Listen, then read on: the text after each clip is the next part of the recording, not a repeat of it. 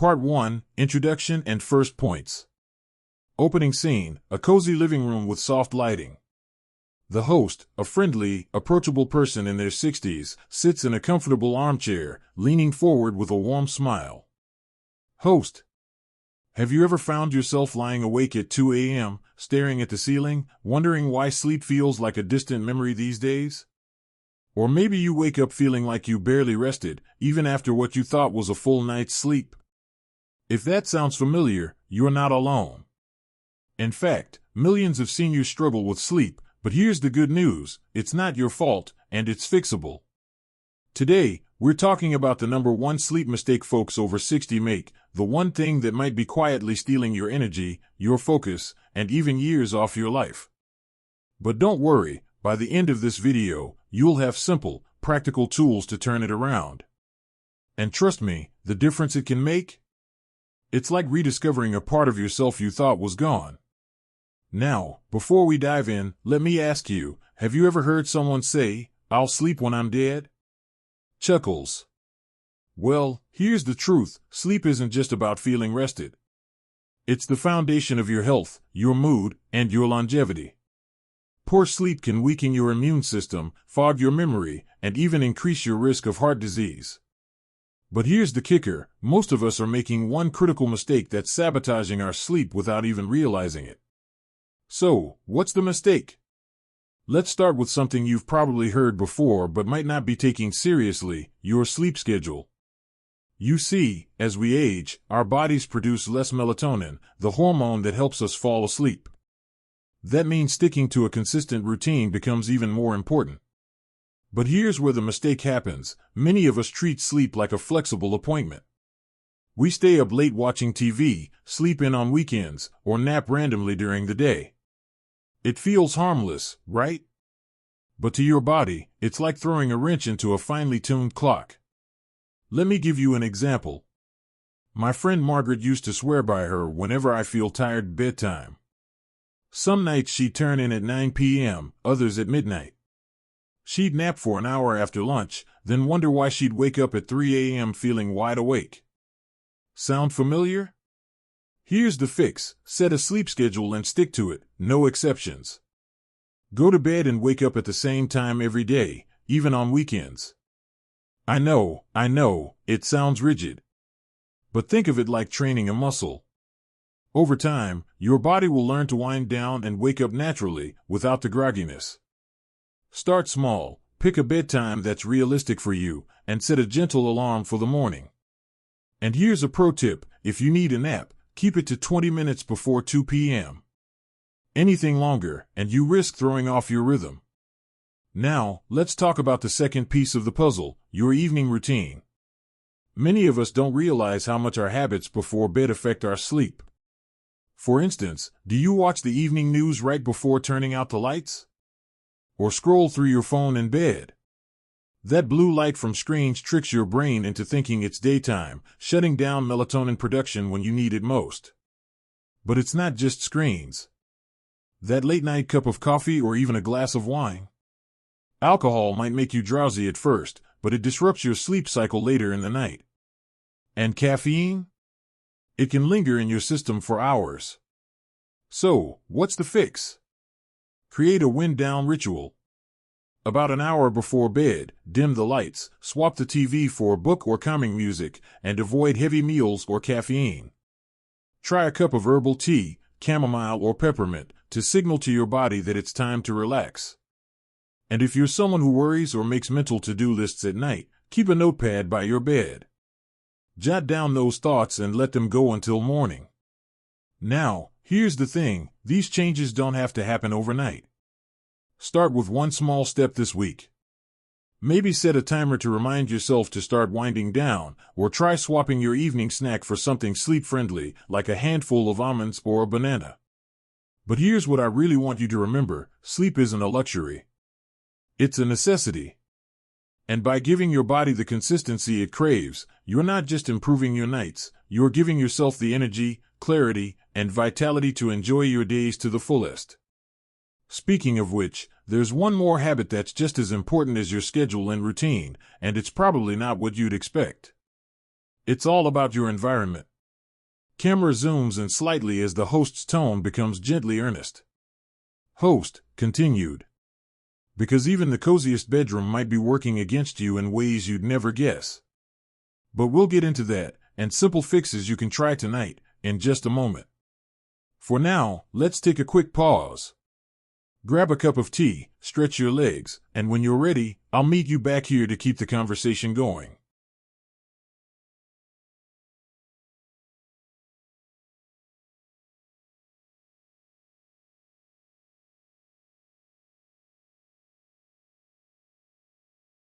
Part 2, Middle Points. Scene. The host now stands near a softly lit bedroom, gesturing warmly toward a neatly made bed with blackout curtains drawn. The atmosphere is calm and reassuring. Host. Welcome back. Now, let's talk about your sleep environment, because even the most consistent routine won't work if your bedroom isn't set up for success. Think of your bedroom as a sanctuary, a place where your body and mind know it's time to rest. But here's what most of us overlook: it's not just about having a comfortable bed. It's about all the subtle cues that tell your brain it's safe to unwind now. Take light, for example. You might not realize it, but even a tiny sliver of street light peeking through the blinds or the glow of a digital clock can interfere with your sleep. Why? Because darkness triggers melatonin production. My neighbor, Frank, used to keep his blinds half open for a little fresh air at night. But after weeks of restless sleep, he tried blackout curtains, and within days, he was sleeping through the night for the first time in years. Simple fix, right? So here's your first step: make your room pitch dark. Invest in blackout curtains or a good sleep mask. Cover any blinking electronics with tape or move them out of sight. And if you get up during the night, use a soft, warm-colored nightlight. Avoid bright white lights that shock your system awake. Next up, noise. Maybe you're like my cousin Elaine, who lives on a busy street and swears she's used to the traffic. But here's the thing, your brain isn't. Even if you don't fully wake up, sudden noises can pull you out of deep sleep. The solution? Try a white noise machine or a fan. It creates a steady, soothing background hum that masks disruptions. Or, if you prefer silence, a pair of comfortable earplugs can work wonders. Now, let's talk temperature. Did you know your body sleeps best in a cool room, around 65 to 68 degrees? As we age, we might feel colder, leading us to crank up the heat. But a stuffy room can actually disrupt sleep cycles. If you're someone who loves a cozy blanket, that's fine. Just keep the room itself cool. Try lowering the thermostat a degree or two tonight, and see how you feel. And finally, your mattress and pillows. If you've been sleeping on the same mattress for 20 years, it might be time for an upgrade. You don't need anything fancy, just something that supports your joints and keeps your spine aligned. A good test: if you wake up with aches or spend half the night flipping your pillow, it's a sign. And pillows matter too. Side sleepers often need a thicker pillow to keep their neck neutral, while back sleepers might prefer something thinner. Now, let's shift gears to something that happens long before bedtime: your daytime habits. Because here's the truth, good sleep starts the moment you wake up. First, natural light. When you step outside in the morning, even for just 10 minutes, you're resetting your internal clock. Sunlight tells your brain, daytime. Let's get moving. Which helps you feel more alert now and sleep better later. My friend Rita started having her morning coffee on her porch instead of at the kitchen table. Within a week, she noticed she was falling asleep faster and waking up less groggy. Next, movement. You've heard it before, but it's worth repeating: regular exercise improves sleep. But timing is key. Aim to finish vigorous activities, like a brisk walk or gardening, at least 3 hours before bed. Gentle stretches or yoga in the evening? Perfect. They help release tension without revving you up. And here's a tip you might not expect: how you nap. Now, I'm not here to shame anyone who loves a good afternoon snooze. I'm right there with you. But keep it short and sweet. 10 to 20 minutes before 2 p.m. is the sweet spot. Anything longer, and you risk dipping into deep sleep, which can leave you groggy and disrupt your night. Now, let's address something we often ignore until it's too late: hydration. Drinking enough water is crucial, but timing matters.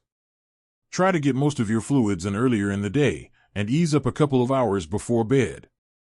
That way, you're less likely to make midnight trips to the bathroom.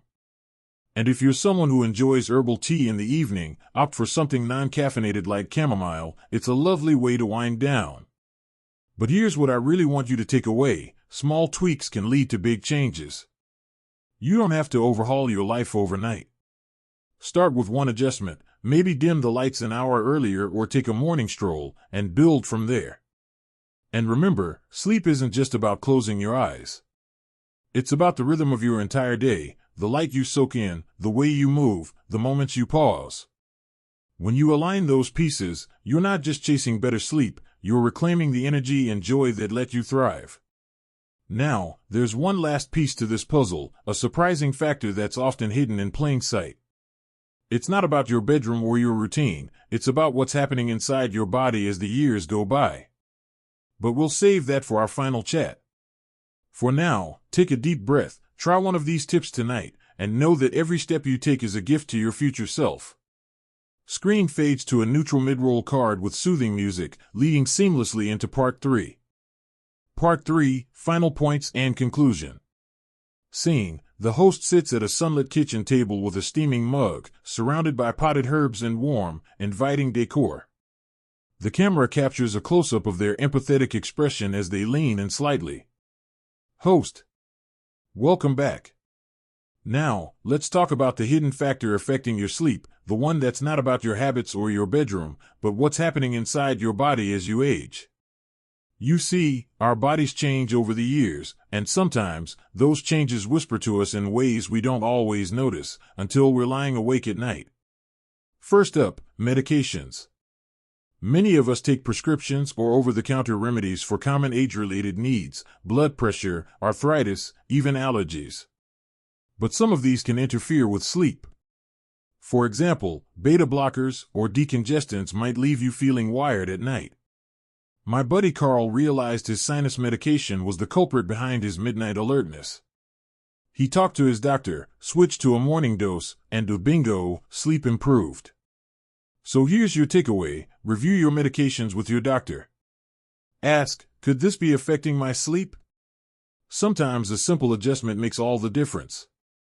Next, let's talk about pain. Aching joints or back discomfort can turn bedtime into a battle. But here's a little secret: how you manage pain during the day impacts your nights. Gentle movement, like swimming or Tai Chi, can reduce stiffness without overexertion. And heat therapy? A warm bath or heating pad before bed eases muscles and signals relaxation. My sister-in-law Joan swears by her evening yoga stretches: just 10 minutes, she says, and she drifts off like a dream. Now, let's shift to something we often brush aside: stress. Retirement, health worries, or even missing loved ones can weigh heavy on your mind. And that mental load doesn't just vanish when your head hits the pillow. In fact, stress hormones like cortisol can keep your body in fight or flight mode, sabotaging deep sleep. But here's the good news: you don't need to eliminate stress, just soften its grip. Try this: spend 5 minutes before bed writing down one thing you're grateful for. It's not about ignoring worries, it's about reminding your brain that joy exists, too.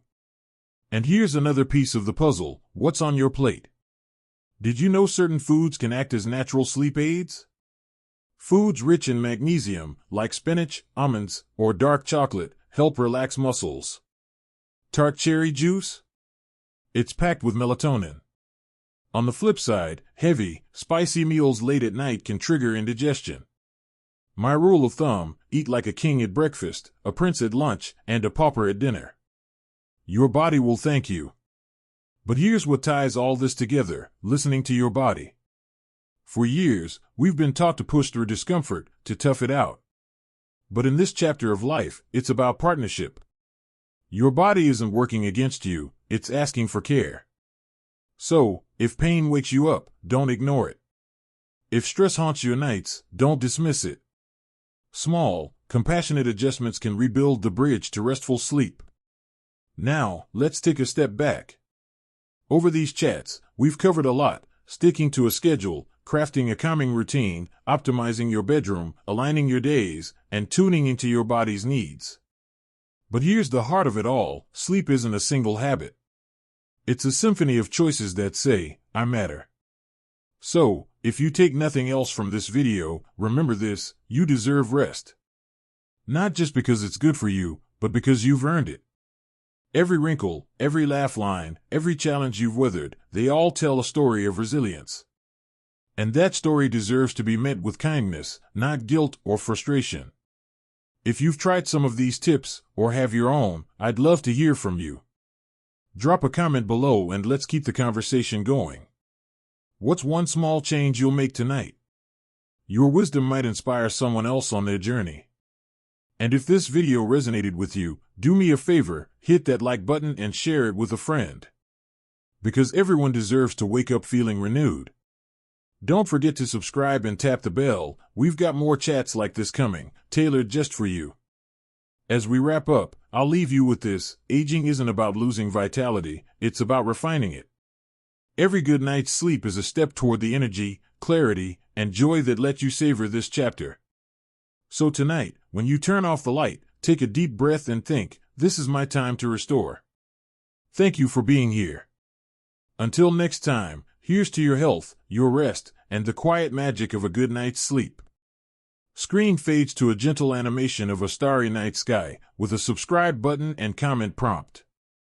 Soothing instrumental music plays as the video ends.